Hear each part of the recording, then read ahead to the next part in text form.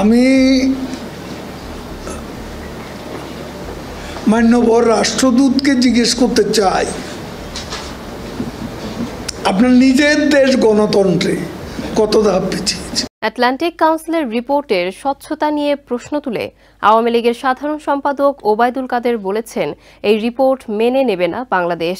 মঙ্গলবার ধানমন্ডিতে সংবাদ সম্মেলনে একথা বলেন তিনি। এদিকে বিএনপি প্রকাশ্যে উপজেলা নির্বাচনের বিরোধিতা করলেও স্থানীয় পর্যায়ে তাদের অনেকেই নির্বাচনে অংশ নিচ্ছে বলে মন্তব্য করেন কাদের। ধানমন্ডিতে মঙ্গলবার দুপুরে আওয়ামী লীগ সভাপতির রাজনৈতিক কার্যালয়ে আয়োজিত সংবাদ সম্মেলনে গুরুত্ব পায় আমেরিকার আটলান্টিক কাউন্সিলের রিপোর্টে বাংলাদেশের অবনমন, বিএনপির উপজেলা নির্বাচন বর্জন সহ সমসাময়িক নানা বিষয়।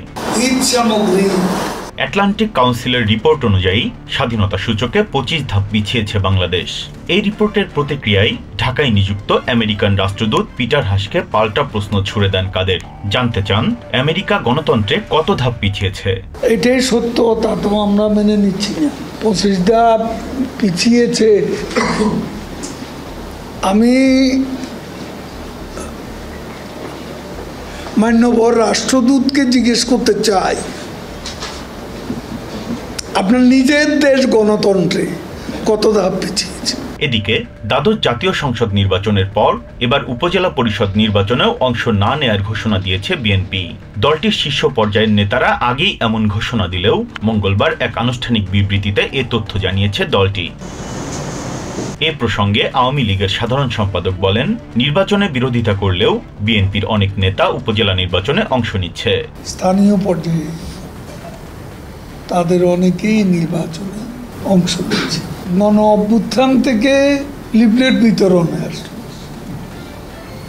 এই গণ আন্দোলন তো অন্তঃশ্বাস, এর কোনো আবেদন পাবলিকের কাছে নেই। নেতৃত্ব সংকটের কারণে বিএনপি অন্তঃশ্বাস শূন্য রাজনৈতিক দলে পরিণত হয়েছে বলেও মন্তব্য করেন Obaidul Quader. Biprajit Chanda, TVN 24, Dhaka. New York থেকে সম্প্রচারিত টিভিএন 24 টেলিভিশন বিশ্বজুড়ে বাঙালির কণ্ঠস্বর।